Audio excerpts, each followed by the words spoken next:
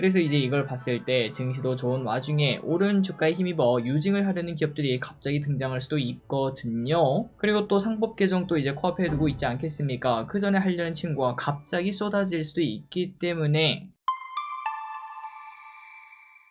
네, 안녕하세요. 주식은 역시 길이길이 새길이십니다. 안녕하세요, 기르분들. 자, 오늘 또 증시는 오락가락했습니다. 막 쭉쭉쭉 올라가다가 이란 쪽에서 뭐 이상한 소식이 들려온다. 뭐 요런 찌라시도 나타나면서 다시 하락하는 모습이 나타났죠. 자, 앞으로 당분간은 이러한 흐름이 좀 나타날 수도 있겠다라는 생각이 드는데요. 과연 앞으로 우리는 어떻게 투자를 할지 그 부분에 대해서도 또 한번 같이 고민해 보도록 하겠습니다. 같이 공부하시죠. 렛츠 기릿. 자, 일단 첫 번째입니다. 야, 망했다. 벌써 이런 제목이. 저기리시 오늘 딱 이런 생각을 했는데요. 도대체 뭐 때문인가 하고 봤더니 오늘 한 기사 제목이 제 눈을 바로 찔렀습니다. 그 제목이 뭔가 보면은 바로 동학개미운동 리부트라는 제목이었는데요. 우리가 지난주에 그 ETF 살만한 거 그거 공부하지 않았겠습니까? 그때 공부했다시피 이제 동학개미운동이 나오면은 이제 그때는 단기 고점이다 뭐 이런 얘기도 같이 공부를 했었죠. 그런데 벌써 이렇게 등장해버리는 걸 확인할 수 있습니다. 그래서 그런지 오늘 코스피 쭉쭉 오르다가 3000을 딱 코앞에 두고 미끄러지는 모습이 나타나더라고요. 자, 그런데 이거는 뭐 당연히 웃자고 하는 소리고요. 아직까지 뭐 고점이라고 말하기는 한참 남았을 것 같습니다. 그나저나 동학개미라는 단어가 왜 등장했나만 한번 체크를 해보자면은 바로 개인 투자자가 시장에 참여하고 있다는 점 때문인데요. 코스피가 3000을 눈앞에 두면서 개인 투자자 참여 속도가 확실히 빨라지고 있으며 투자자 예탁금이 이번 달에 60조를 이미 넘겼다고 합니다. 아니 길이 그러면은 뭐 당연히 팔아야 되는 거 아니냐? 아직 한참 남았습니다. 일단은 코로나와 달리 지금은 외국인이 아직도 주도하는 장이고요. 코스피가 3300, 3500 넘기고 뭐 증시 분위기에 따라서 뭐 4000 근처까지 가게 되면은 진짜 동학개미 운동 시즌2가 열리게 될 겁니다. 그리고 그때는 모든 커뮤니티에서 맨날 주식 이야기를 하고 그리고 지하철 옆 사람을 봐도 주식 관련 뭐 유튜브를 보고 있고 우리 회사 부장님도 주식에 대해서 물어보고 할머니도 어떤 주식이 좋다, 삼성전자가 좋다 이런 얘기가 할 때쯤 그때가 바로 진짜 고점이라고 말할 수 있겠죠. 그래서 그때까지는 당연히 긍정적으로 계속 주식 투자를 하면 될 것 같고 오늘 같은 장을 딱 만난 다음에 아 이거 조정 시작되는 거 아니냐 그런 걱정 분명 나올 수 있겠지만 결국 우리가 알고 있는 건 하나밖에 없습니다. 내일의 주가는 우리가 알지 못해요. 하지만 한 달 뒤, 6개월 뒤, 1년 뒤 이때는 지금보다 더 올라 있지 않을까 이런 생각을 바탕으로 투자를 진행하시면 될 것 같습니다. 다음입니다. 그렇다면 증시 중간 점검을 한번 해보도록 하겠습니다. 자, 오늘 코스피는 3000을 목전에 두고 2998을 찍고 진짜 기가 막혔습니다. 3000 찍나 해가지고 저기 있는 스크린샷 찍으려고 아침에 준비하고 있었거든요. 그런데 2998 찍고 미끄러지고 마무리가 되는 모습입니다. 그래서 앞으로 증시를 예상을 해보는 시간을 한번 가져보도록 할게요. 물론 이거는 예상이라서 당연히 틀릴 수밖에 없다는 거 알고 계시죠? 자, 일단 큰 틀은 똑같습니다. 내년까지 증시는 우상향인데요. 다만 중간중간 조정은 당연히 존재할 겁니다. 오른쪽으로 기어가는 기간 조정이 나타나든 고점 대비 10% 정도 하락하는 살짝 무서운 조정도 분명 나타날 수도 있겠죠. 그리고 오늘 증시의 특징은 바로 이랬습니다. 바로 3점만 플러스 시켜놓고 사람들에게 지수가 좋다는 착각을 하게 만들었죠. 그런데 그 사이에 그동안 많이 올랐던 섹터를 크게 조정시키는 모습이 나타났습니다. 그래서 이번에 조정이 나올 때 혹시나 기존 원전, 스테이블 코인 STO 관련주, 대북주, 전력설비, 조선, 방산 등 이런 친구들이 갖고 싶었다면은 이번에 매수하는 기회가 될 수도 있겠다라는 생각이 들더라고요. 그리고 그 조정은 보통 개별 종목은 고점 대비 이제 한 20% 정도 빠지는 시가총액이 1조 미만이라면은 한 20% 정도 빠졌을 때부터 줍줍할 수 있고 시가총액이 만약에 크다 그렇다면 고점 대비 10% 정도 빠지면은 줍줍하는 그러한 전략을 사용을 해볼 수 있습니다. 자, 다만 이렇게 20% 10% 말씀드린 거는 종목마다 다 다르다는 건 알고 계시죠?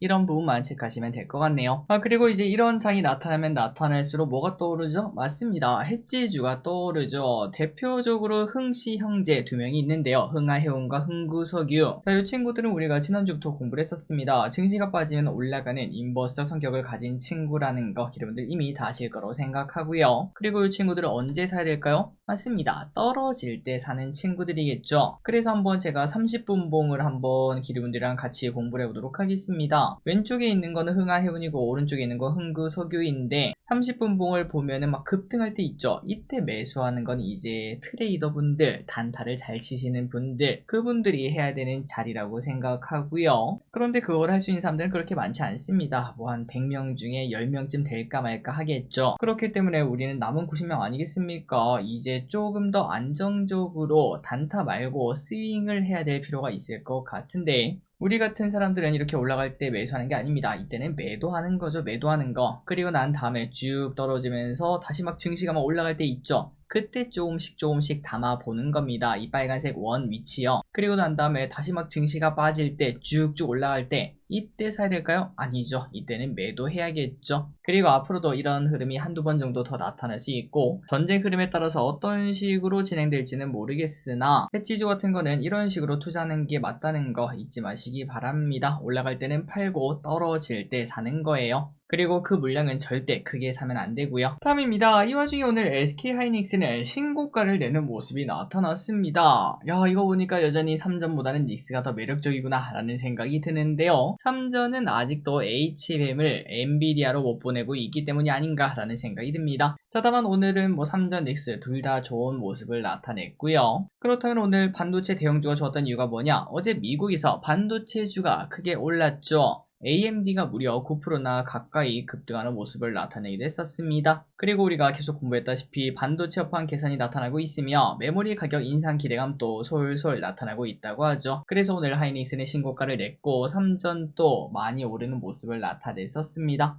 앞으로도 계속 좋아지길 바라봅니다. 다음입니다. 오늘 상장한 주식이 있었는데요. 공모주는 아니었고 스펙 합병으로 상장한 친구가 있었습니다. 그건 바로 KGA라는 기업인데요. 섹터가 전고체 배터리 관련주였습니다. 그 외에도 LFP, NCM 등 기존 리튬이온 배터리 장비부터 전고체 배터리 장비까지 전문적으로 개발, 제조하는 기업이라고 하네요. 자, 물론 지금 2차전지의 상황이 좋지 않아서 오늘 주가 흐름은 뭐 그렇게 뛰어나지는 않았지만 그래도 증시가 좋아지면서 2차전지의 바닥 매력도 좀 등장하지 않을까라는 생각을 해봅니다. 그때 좋은 기업이 될지 한번 보도록 할게요. 다음입니다. 스테이블코인 호재가 쏟아진다. 최근 미국에 상장된 스테이블코인 발행사인 서클이 연일 급등하고 있다고 합니다. 그러나 보니까 우리나라에서도 스테이블코인에 대한 관심은 계속 이어지는 모습인데요. 지금 미국에서는 관련 법안을 8월에 통과시킬 가능성이 커지고 있다고 하며 참고로 서클이 발행하는 USDC 코인은 세계에서 두 번째로 큰 스테이블 코인이라고 합니다. 실체가 꽤나 있다는 거죠. 참고로 1등은 저도 이제 들어본 코인이네요. 테더라는 코인이 스테이블 코인 중에서 1등이라고 합니다. 그리고 이 와중에 우리나라에서도 여당이 종합한 디지털 자산 법제화에 나선다는 소식도 등장하고 있으며 그리고 미국에서도 기업도 나서고 있네요. 미국 월마트, 아마존도 스테이블 코인 발행을 검토한다. 이러한 이야기까지 나타나고 있습니다. 자, 그래서 우리나라에서는 이미 뭐 스테이블 코인 관련주, STO 관련주, 코인 관련주 등등이 전부 다 좋은 흐름을 나타내고 있습니다. 왼쪽에 보이는 IT센 글로벌, 다나이 같은 경우에는 오늘 조정을 받는 모습을 나타내고 있지만 앞으로 또 올라가지 않을까요? 라고도 볼 수 있고 참고로 IT센 글로벌, 야, 벌써 5배 정도 올라왔네요. 여기서 2배 정도 올라가면은 텐베거가 나타날 수도 있을 것 같은데 한번 지켜보도록 하겠습니다. 다만 이제 이렇게 오르다 보면은 실적이 안 좋은 친구들은 뭐 유상증자를 꺼내던지 뭐 대주주 매도를 꺼내던지 그럴 수도 있으니까 그런 부분은 조심할 필요도 있겠습니다. 다음입니다. 동전은 이제 슬슬 사라지게 되겠죠. 갈수록 한국은행의 동전 발행이 줄어들고 있다고 합니다. 특히 10원짜리 동전 발행액이 역대 최저치를 찍었다고 하는데요. 50원짜리와 100원짜리도 발행액보다 환수액이 더 많아지고 있다는 소식. 자, 확실히 저도 이제는 뭐 현금이 쓸 일이 없습니다. 이제 일주일에 한 번 쓸까 말까 하고 그 한 번 쓰는 것도 대부분 로또나 복권 살 때 이제 현금을 쓰게 되더라고요. 그리고 참고로 지난 5월에 10원짜리는 200만 개가 만들어졌다고 하고 그 금액 해봐야 2천만 원밖에 안 되죠. 확실히 이제 동전을 안 쓰는 사회가 다가오고 있습니다. 다음입니다. 오늘 넥스트칩이라는 기업이 크게 급락하는 모습이 나타났습니다. 마이너스 20% 넘게 하락하는 모습을 나타냈는데요. 그렇기 때문에 충격이라고 볼 수 있겠죠. 그렇다면 그 이유가 뭐냐? 바로 유상증자 때문에 그렇습니다. 500억 규모의 유상증자를 결정했고 이를 주주에게 다 때려버렸다는 소식. 그리고 유증을 하면은 보통 주주 배정을 하면서 신주 인수권을 주는 게 보통이죠. 그런데 문제가 하나 더 있습니다. 보통 유증을 하면은 보통 주주 배정을 하면서 신주 인수권을 주는 게 보통인데요. 그러니까 유상증자를 맞긴 하지만 그래도 좀 싸게 살 수 있는 기회를 드릴게요. 이게 있는 게 보통인데 이번에는 그 신주 인수권도 안 준다고 합니다. 그러다 보니까 기존 주주는 눈탱이를 제대로 맞게 되면서 주가가 너무나도 크게 급락했다는 거죠. 자, 그렇다면 그 이유가 뭐냐? 그만큼 돈이 없다는 의미가 됩니다. 회사에 돈이 없다는 거죠. 그래서 이제 이걸 봤을 때 증시도 좋은 와중에 오른 주가에 힘입어 유증을 하려는 기업들이 갑자기 등장할 수도 있거든요. 그리고 또 상법 개정도 이제 코앞에 두고 있지 않겠습니까? 그 전에 하려는 친구가 갑자기 쏟아질 수도 있기 때문에 실적이 적자인데 부채 비율이 갈수록 크게 늘어나는 기업을 조심할 필요가 있겠습니다. 자, 그래서 넥스트칩을 한번 볼까요? 넥스트칩 실적을 보면은 일단 네이버입니다. 네이버에서 요거만 보시면 될 것 같아요. 이렇게 매출이 늘고 있긴 하지만 괜찮은 기업이긴 하지만 그럼에도 여전히 적자를 계속 내고 있고, 그리고 아래쪽에 보시면은 부채 비율이 있습니다. 말 그대로 빚이죠, 빚. 제일 처음에는 없었으나 상장 초반이었겠죠. 그때는 자금을 땡겨서 없었으나 갈수록 부채 비율이 엄청나게 늘어난 걸 확인할 수 있습니다.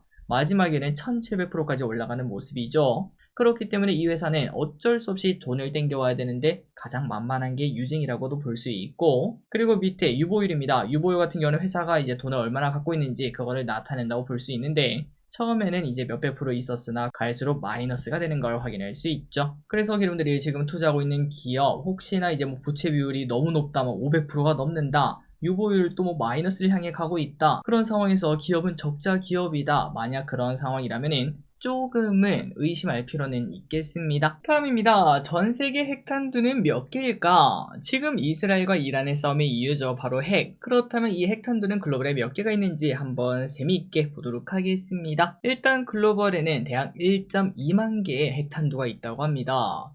뭐 많은 건지 적은 건지는 잘 모르겠는데 그런데 충격은 이거예요. 그 중에 거의 98% 정도인 대부분 핵탄두를 러시아와 미국이 갖고 있다고 하는데요. 1.2만 개 정도에서 이제 러시아가 가지고 있는 게 5,400개, 미국이 5,200개를 들고 있다고 합니다. 그리고 중국이 600개, 프랑스가 290개, 영국이 225개, 인도 180, 파키스탄 170, 이스라엘 90, 그리고 우리나라 위에 있는 북한이 50개 정도를 보유하고 있는 것으로 보인다고 합니다. 그리고 우리가 이제 뭐 예전부터 공부했다시피 냉전 시대 이후에는 항상 이제 이 핵탄두를 감축하는 거 아니었겠습니까? 핵탄두를 없애는 핵감축, 이러한 얘기가 많지 않았겠습니까? 하지만 요즘에는 좀 다시 늘어나고 있다고 하네요. 중국이 매년 100개씩 늘리는 스탠스를 최근 취하고 있다고 합니다.